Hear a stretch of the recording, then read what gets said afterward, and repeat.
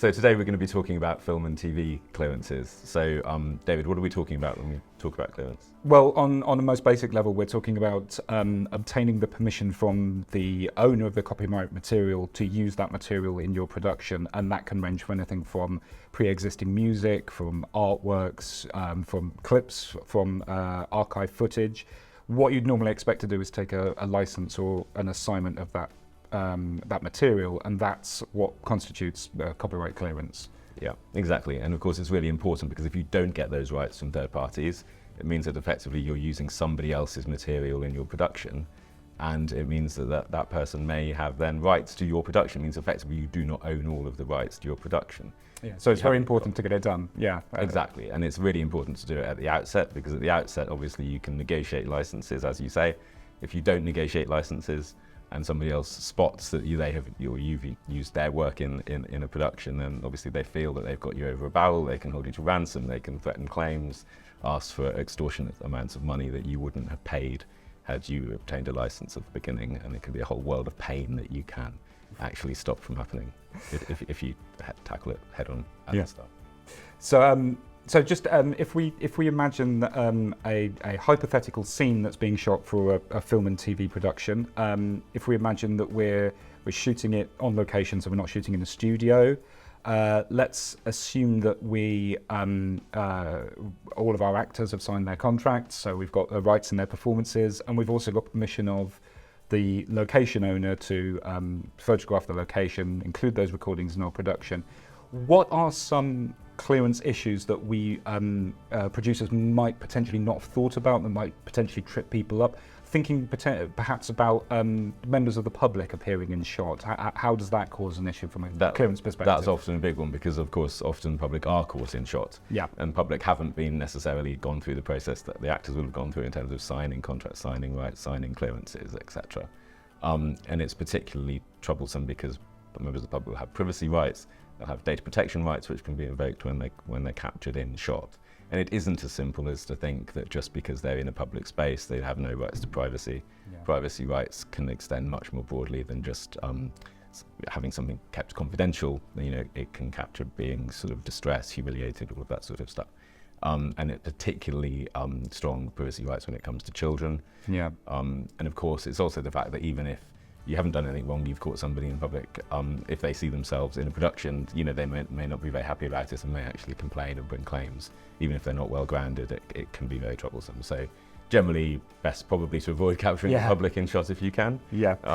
If not, you know, sometimes you can put crowd notices up, or you can get signed releases. Yeah. And there's various things you can do.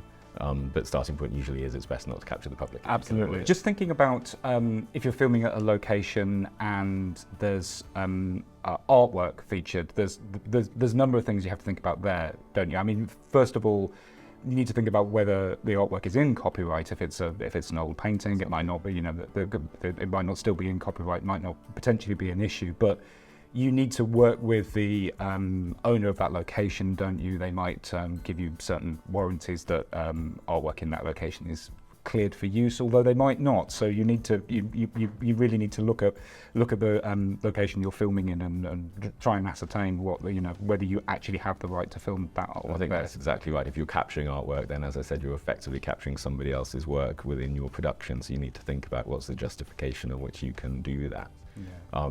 Ideally, if it's within copyright, then you get a license. If not, then there are certain exceptions which you can use if it's incidental, if it's just caught in shot and it's not it's not prominent. So if production decides that they actually want that piece of artwork in shot, then it's going to be very hard to argue that it's incidental and that it's just there accidentally, effectively. So you really need to look to get that cleared if it's within copyright. One thing that you can do, of course, production can do, is to commission art. Yes. And then you've got complete control over that art and the rights to it. Yeah, one thing that does come up quite often when you're shooting on location is graffiti art, isn't it? Because often it's hard to know who the artist is, and is that potentially an issue? Absolutely. I mean, graffiti is effectively art, so similar principles will apply, and it can actually be harder in the context of graffiti because it's not always obvious who who did it, who the artist is, and therefore it's hard to clear. And often production will go to a particular place because of the graffiti. And again, it goes back to the point that it's then very hard to argue that it's incidental. Often it's been deliberately chosen. So sort of never assume that you can just use graffiti again because it's in a public place. Yeah. I think you need to think about the kind of graffiti it is, because if it's just a tag or a blob on a wall effectively, it's unlikely to be problematic. But if it's effectively akin to a piece of art, Banksy for example, obviously you need to get that cleared. And in the same vein as art and graffiti, we've also got photographs. They can be difficult too.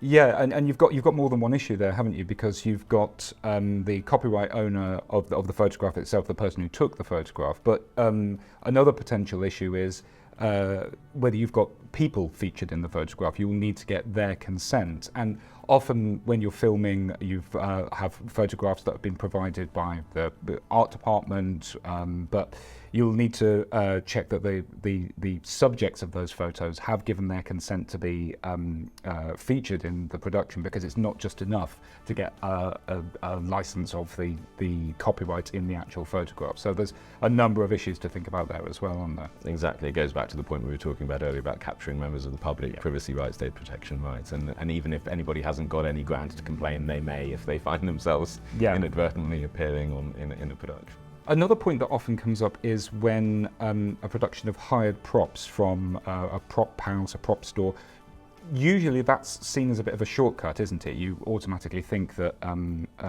any props you would hire would be fully cleared for use, but that isn't always the case, is it? Not always the case, and sometimes it can be a shortcut because often people expect, and sometimes the prop house does do the work for you, but not always. What you need to be clear is that the prop house is absolutely guaranteeing that they have cleared rights to the products they're giving you if those products are likely to invoke issues of copyright, for example, if it's a piece of art. If it's a mass-produced item, then it may be less risky. The other thing to keep in mind, of course, is that once you integrate that item within your production, if somebody's going to sue on the basis of that use, they're going to sue production, they're potentially going to try and restrain production from airing. And yes, you may have some recourse against the prop house, ideally, but actually the production is going to be in the firing line. So you have to make very clear that the prop house have done all that they need to do to make sure that all of that is cleared. Yeah, and that's another point as well, isn't it? That if people are, if rights holders can bring a claim, if there is an infringement, there's a risk that they may be able to take out some injunction on the production and prevent it being distributed, which is why it's really vitally important to get all of these clearance issues sorted as early as possible. Exactly, because the clearances will mean that there's no recourse against that, and that there's absolutely certainly no right to restrain production from airing. So that's really just a small taste of the many issues there are in relation to clearances for film and TV. If you are looking for advice in relation to any of the points we've spoken about here, you can of course contact us via the website.